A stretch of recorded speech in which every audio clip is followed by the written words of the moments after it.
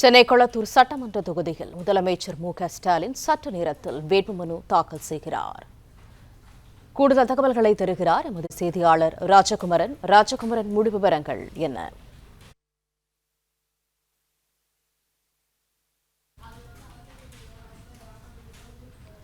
சென்னை கொளத்தூர் சட்டமன்ற தொகுதியில் முதலமைச்சர் மு.க.ஸ்டாலின் இன்னும் சற்று நேரத்தில் தனது வேட்புமனுவினை தாக்கல் செய்ய இருக்கிறார். முதல் நாளிலேயே வேட்புமனுவினை தாக்கல் செய்கிறார் முதலமைச்சர் மு.க.ஸ்டாலின். கொளத்தூரில் முதலமைச்சர் 4வது முறையாக போட்டியிடுகிறார். சென்னை கொளத்தூரில் மு.க.ஸ்டாலின் இன்னும் சற்று நேரத்தில் வேட்புமனுவினை தாக்கல் செய்ய இருக்கிறார். கொளத்தூர் பேப்பர் மில் சாலையில் உள்ள சென்னை மாநகராட்சி அலுவலகத்தில் முதலமைச்சர் வேட்புமனுவினை தாக்கல் செய்ய இருக்கிறார். விரிவான தகவல்களோடு இணைகிறார் எமது செய்தியாளர் ராஜகுமரன். முழு விவரங்கள் என்ன?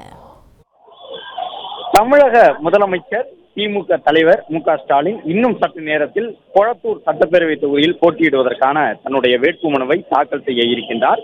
ஏறக்குறைய 1984 முதல் 8 முறைக்கு மேலே சட்டப்பேரவை தேர்தலை தமிழக முதலமைச்சர் எதிர்கொண்டிருக்கக்கூடிய நிலையிலும் கொளத்தூர் சட்டப்பேரவை தொகுதி என்பது அவருக்கு முக்கியமான ஒன்று. அவருடைய அரசியல் வாழ்விலே எதிர்க்கட்சி தலைவர், முதலமைச்சர் என்ற தகுதிகளை பெற்றுக் கொடுத்த சட்டமன்ற தொகுதி என்றால் அது கொளத்தூர் சட்டப்பேரவை தொகுதிதான். 2011ஆம் ஆண்டு சட்டப்பேரவை தேர்தலுக்கு முன்பாக வரை 1000 விளக்கு சட்டப்பேரவை தொகுதிதான் முதலமைச்சருடைய தொகுதியாக தொடர்ந்து இருந்து வந்தது. இடைப்பட்ட காலத்தில் அவர் உள்ளாட்சித்துறையிலே மேயர் உள்ளிட்ட அந்த நிலைகளை அடைந்த காலகட்டம் தவிர மற்ற அனைத்து காலகட்டத்திலும் சட்டப்பேரவை தொகுதியாக 1000 விளக்கு தொகுதியிலேயே போட்டிட்டு வந்தார். இந்த நிலையில்தான் 2011 முதல் கொளத்தூர் சட்டப்பேரவை தொகுதியில் போட்டிட்டு வரக்கூடிய தமிழக முதலமைச்சர் தற்பொழுது கொளத்தூர் சட்டப்பேரவை தொகுதியில் தொடர்ந்து 4வது முறையாக போட்டியிடுவதற்காக தன்னுடைய வேட்புமனுவை தாக்கல் செய்ய வந்திருக்கின்றார். கடந்த முறை போட்டியிட்ட பொழுது 1 லட்சத்திற்கும் மேற்பட்ட வாக்குகள் வித்தியாசத்தில் வெற்றியை தனதாக்கி இருந்த தமிழக முதலமைச்சர் ஹாட்ரிக் வெற்றியையும் சாத்தியப்படுத்தியிருந்தார். இந்த நிலையில்தான் இன்று தொடர்ந்து 4வது முறையாக தேர்தல் நடத்தும் அலுவலரிடம் தன்னுடைய வேட்புமனுவை வழங்குவதற்காக கொளத்தூர் சட்டப்பேரவை தொகுதியில் 4வது முறையாக களம் காணக்கூடிய தமிழக முதலமைச்சர் திமுக தலைவர் ஸ்டாலின் அவர்கள் தற்போது சென்னை பெரம்பூரில் இருக்கக்கூடிய கொளத்தூர் சட்டப்பேரவை தொகுதிக்கான தேர்தல் நடத்தும் அலுவலகத்திலே வேட்புமனுவை தாக்கல் செய்வதற்காக அமைச்சர் சேகர் பாபு உள்ளிட்டவர்களோடு வந்திருக்கின்றார். முதலமைச்சர் வருகையை முன்னிட்டு திமுகவை சார்ந்தவர்கள் ஏராளமானவர்கள் முதல்வர் வரக்கூடிய சாலை எங்கும் திரண்டு நின்று, குறிப்பாக கொளத்தூர் சட்டப்பேரவை தொகுதியினுடைய வாக்காளர்கள் திரண்டு நின்று முதலமைச்சருக்கு வரவேற்பு வழங்கியிருக்கின்றார்கள்.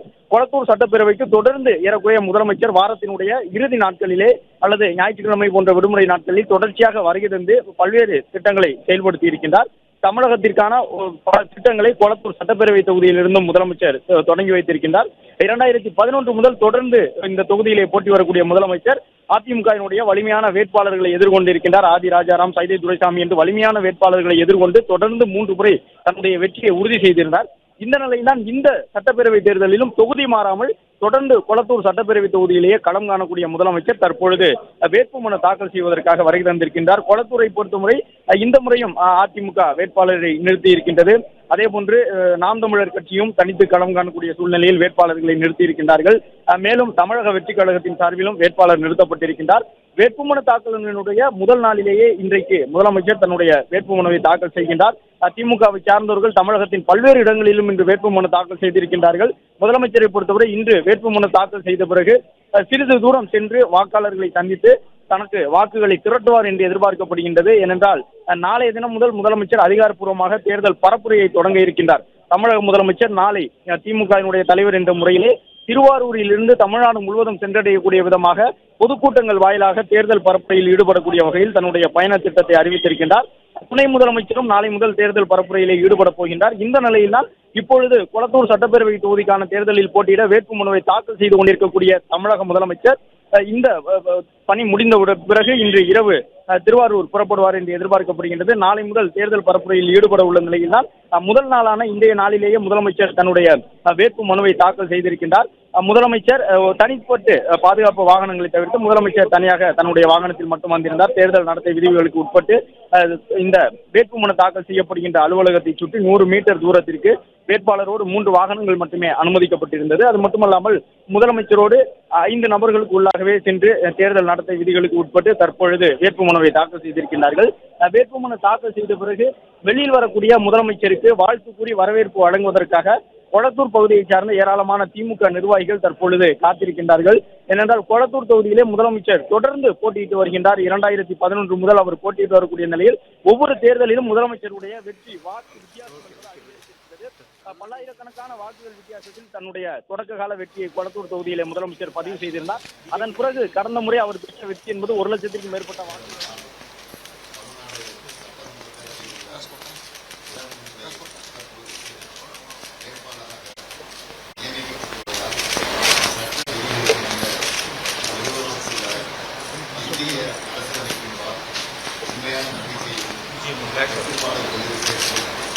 இந்திய நாட்டின் முதல் ஆட்சியையும் ஒருமைப்பாட்டையும் நிலைநிறுத்தும் உளமாற முடிவுறுகிறது.